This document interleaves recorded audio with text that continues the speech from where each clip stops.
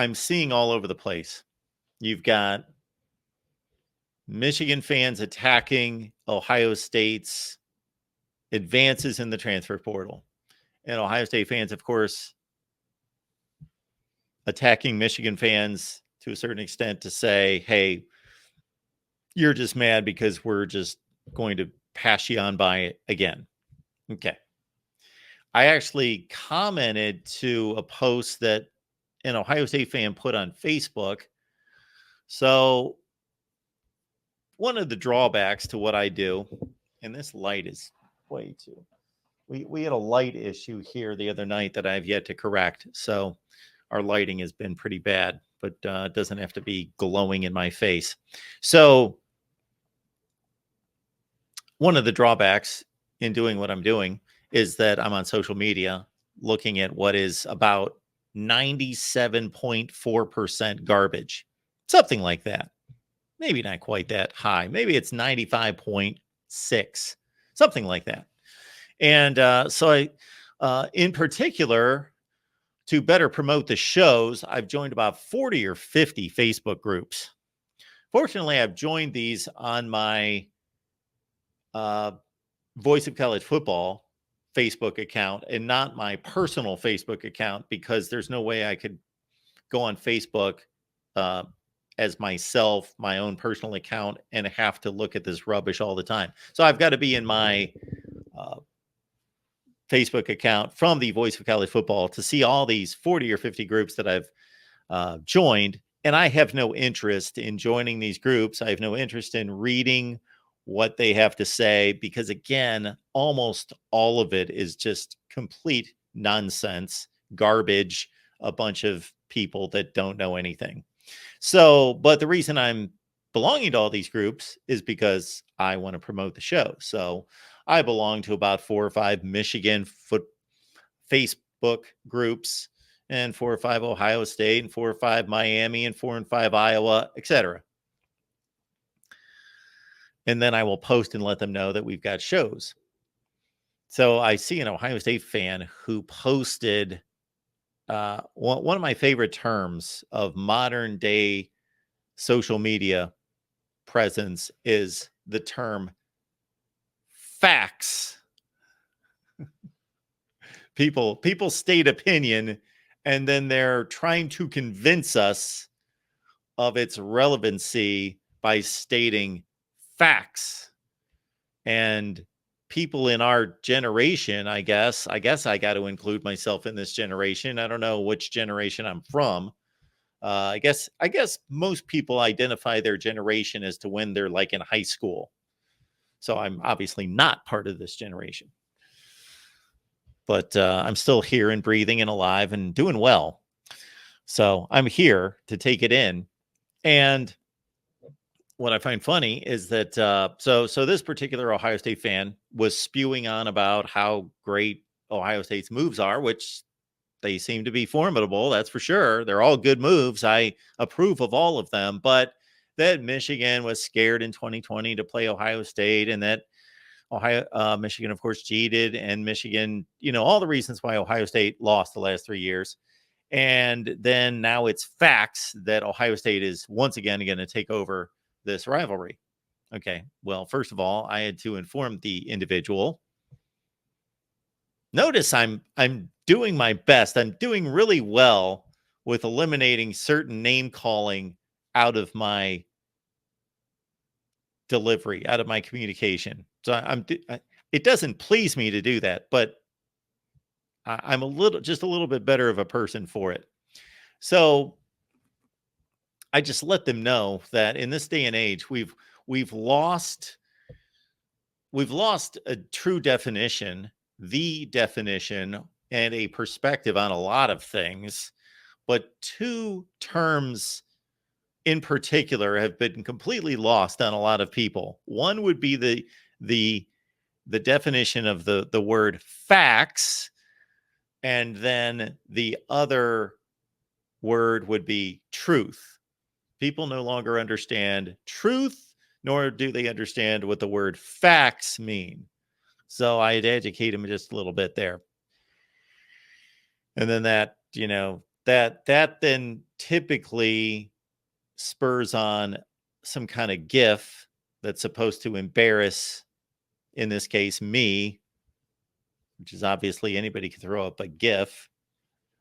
And there you go. It goes on from there. So that was just a little microcosm into some of the delusional Ohio State fans that are out there, which there are many, just like every other fan base. And if I would see another 10 or 15 or 20 of these, then I would have to go into my bag of labels, and I would have to. I haven't had to do this for quite a few weeks, but would have to then name Ohio State as the dumb fan base of the day.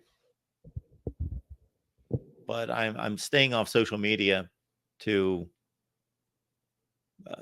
hopefully avoid having to do that. So this is how I see it. So on the other side, during our Big Ten Live show last night, I showed where Blue by 90 sent out a post that I thought was assuming a lot concerning Ohio State's pursuit of transfer portal players, making a lot of assumptions about how that's not going to work, and that their aim is just they're so incensed with losing to Michigan that they're just throwing money at the problem. Okay.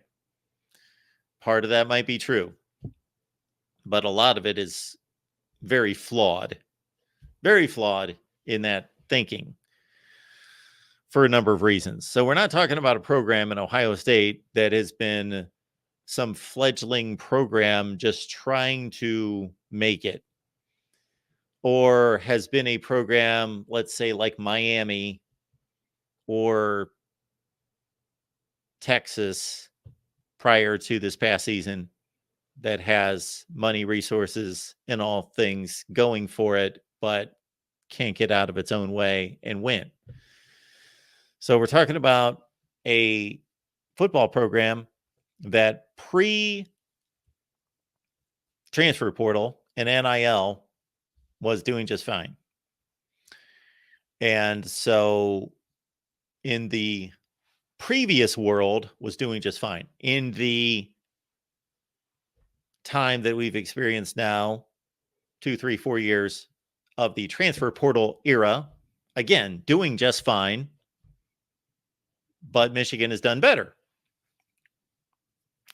So Ohio State doesn't need to, everyone needs to invest money. So let's start there. Every school that has hopes of winning championships needs to spend money on players. That's all there is to it.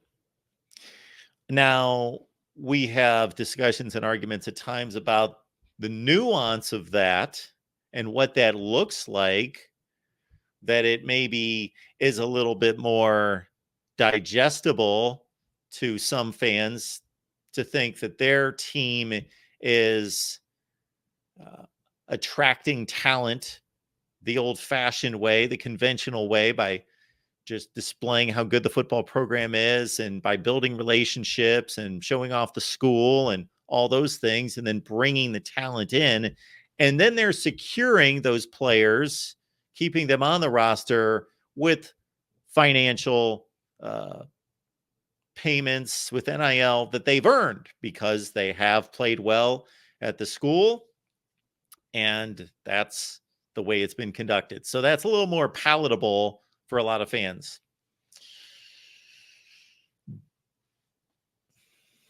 And we all need to understand that we don't know what these dollar figures are.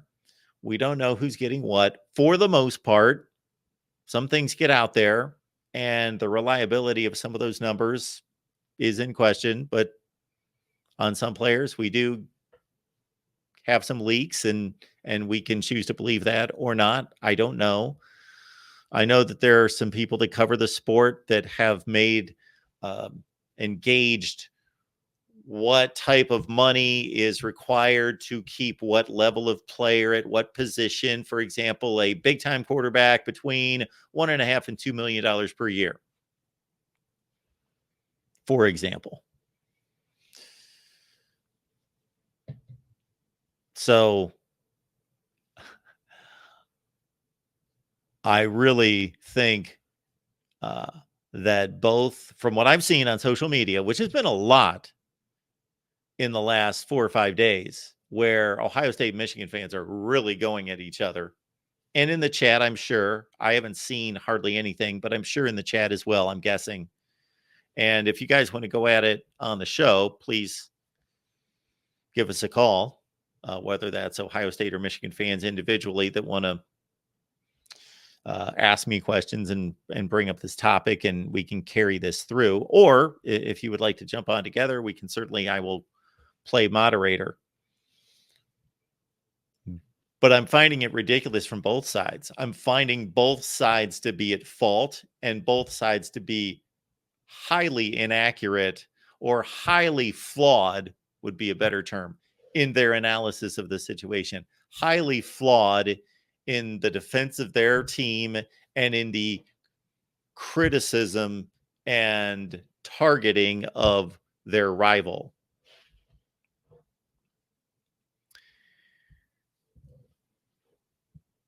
Michigan fans, on the other hand, are defending their culture. And so what can't be debated in all of this is who's won the games, who's won the championships, meaning Michigan. And what can't be debated is that that their culture has largely been at the forefront of that renaissance. And culture is a vague word. It's a word that's difficult to get a hold of. It's certainly a word that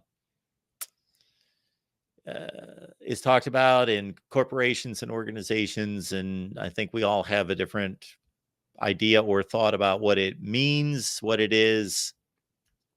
To me, let me try to define it. I did not process this before, so this is going to be my definition on the fly. Culture in college football, as it relates specifically to our sport, culture is the character, the integrity, and this could be either positive or negative, good or bad, but the level of character, integrity, work ethic, commitment, teamwork, attitude. That is, a lot of those things are intangible things, but they are manifested by the way coaches and players conduct themselves.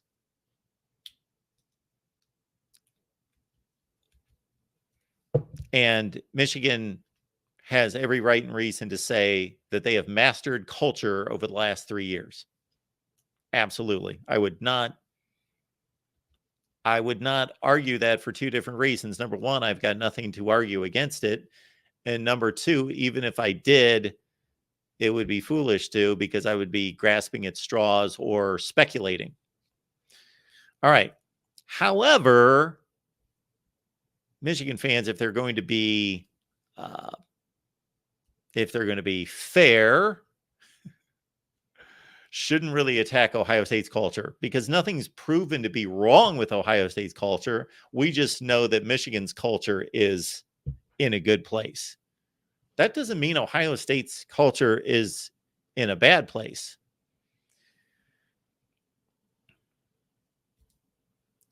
We've got 133 head coaches in college football. If we knew exactly who was the best, the second best, the third best, the fourth best, the fifth best, all the way down to 133, they could all be good head coaches.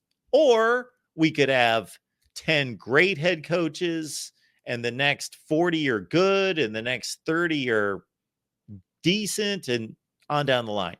And then we could have some horrible head coaches. Or they could all be really good. But somebody's got to be the best, the second best, the third best, the fourth best. my take on Ohio State in regards to culture is that there's really nothing wrong with the culture, but it's just not been an overwhelming strength. There's nothing wrong with it. I don't see backbiting. I don't see lack of effort, determination. There was a comment made where did I see this? It was related to something Ohio State in the last few days. It could have been at Ross Bjork's news conference, or it could have been somewhere else, where there was a question made or a comment made by someone. And I got to say that outside of watching Tony Gerdeman, Tom Orr, and Kevin Noon on their podcast last night when the Caleb Downs news broke, which I thought, do I want to go back on now and do another? No, I'll just listen to these guys, see what they have to say. We just did a Big Ten live show. We're fine. And it might have been on there somewhere, or it might have been part of this Ross Bjork news conference, where sometimes fans are under the guides that they care more than the people actually working. Now, I do agree with or believe this to be true, that there are fans, pick your team, we're talking Ohio State right now, that are Ohio State fans that care more about Ohio State football than pick a number of players on the roster that grew up in Georgia or California or Florida. Yes, they have cared their entire lives about Ohio State football, and their house is adorned with Ohio State memorabilia, and they've gone to 57 different games over the last 10 years and all of that. And this player could care less about Ohio State. Then they were recruited and signed, and now they are getting ingrained in the culture. They like their teammates. They're playing. Absolutely. There's a difference there. However, these coaches, let's start with the coaches, they're professionals. They are working a ridiculous amount of time and a number of hours each week pouring themselves into this. No fan truly cares about it more than the coaches themselves. Just because any coach that you criticize doesn't act like a fool when they lose, and they're not up there bawling and sobbing and crying or slamming their fist or screaming at refs, that to me, to some fans, seems to be the gauge of caring.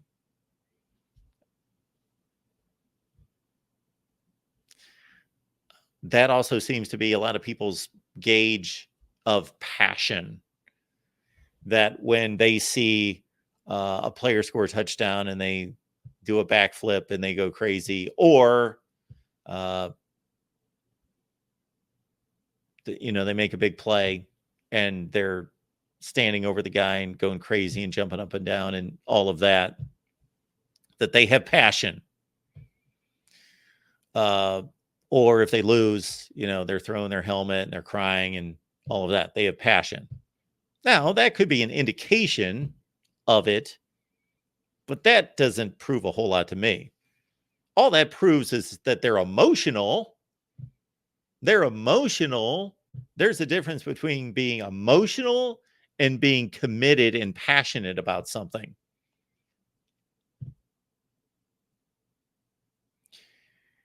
The player that does all those things after a good play, bad play, win or loss, are they truly the passionate players? Or is it the player that watches extra game film, lifts weights when the team doesn't require it,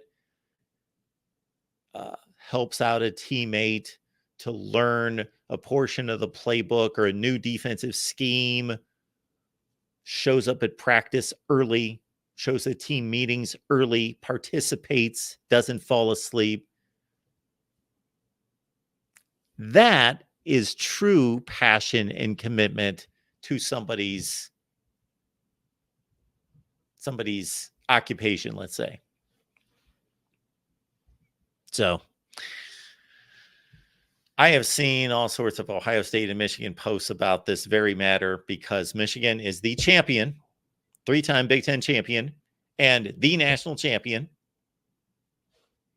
And I'm going to break myself of the habit of saying defending national champion. They're not defending anything. They won't be next year. They're not the defending national champions. They are just the national champion. And then all these teams are going to be playing for a new national championship next year. Michigan will not lose its 2023 national championship unless other things come into play. But they will not lose their 2023 national championship, even if they go 0-12. They're still the national champion of 2023. So they're not defending. It's not a heavyweight belt. But also that Ohio State is buying a national championship, or that they're investing money in NIL, just like every other program in the country, all of them. But certainly the contending teams, yes, they're doing the same thing that everyone else is. And they are also coming from a place where they've proven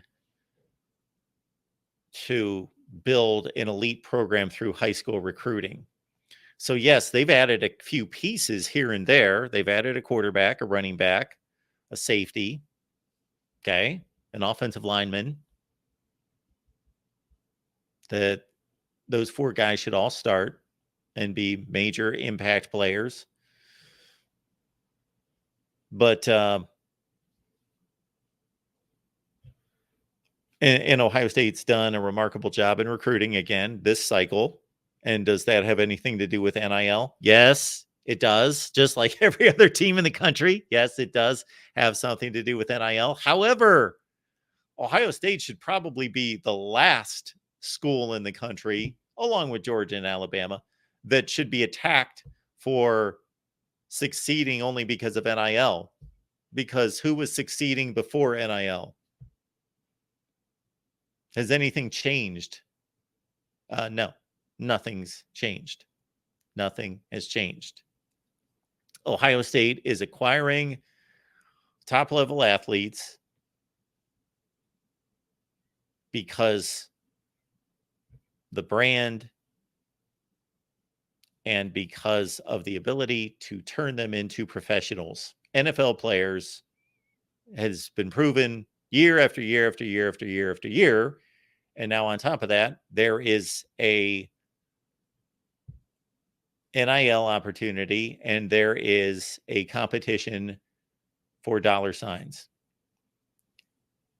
And we can all conjecture all night as to how much of a factor that is. And you know what the answer is? The answer is it's all over the place. That's the answer. I guarantee you. There, with everything that I've just stated, it's all logical, but I can't guarantee any of it. But that's one of the things I can guarantee is that it's all over the place. Meaning, this player over here signed with this school because they offered him one more penny than that school. And that's all he cared about. I made one more penny here than over there. I'm going to the highest bidder. That's it. That's my determination. Now, how many percentage of athletes are making that decision? I don't know.